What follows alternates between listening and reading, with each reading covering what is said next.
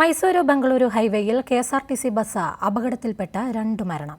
കോഴിക്കോട് സ്വദേശികളായ ഡ്രൈവറും കണ്ടക്ടറുമാണ് മരിച്ചത്. മരിച്ച ഡ്രൈവർ മിഥിലേഷിന് ഡ്യൂട്ടിക്കിടയിൽ വേണ്ടത്ര വിശ്രമം അധികൃതർ നൽകിയില്ലെന്ന ആരോപണം ഉയരുകയാണ്.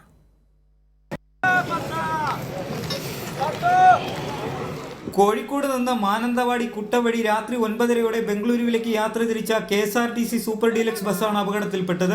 ബംഗളൂരു സാറ്റലൈറ്റ് ബസ് സ്റ്റേഷനിൽ എത്തുന്നതിന് അരമണിക്കൂർ മുമ്പ് രാംപൂരിന് സമീപമായിരുന്നു അപകടം.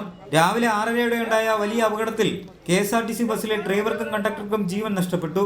കണ്ടക്ടർ കോഴിക്കോട് കോവൂർ സ്വദേശി N.M. അരുൺ, ഡ്രൈവർ നടക്കാവ് വെള്ളയിൽ സ്വദേശി മിഥിലേഷ് എന്നിവരാണ് മരിച്ചത്.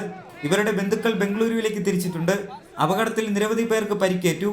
പരിക്കേറ്റവരിൽ ഭൂരിഭാഗം പേരും മലയാളികളാണ്. ഇതിൽ 4 പേരുടെ നില ഗുരുതരമായി തുടരുന്നു.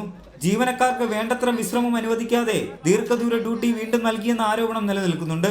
നിയന്ത്രണം വിട്ട് ഡിവൈഡറിൽ തട്ടിയാണ് ബസ് അപകടത്തിൽപ്പെട്ടത്.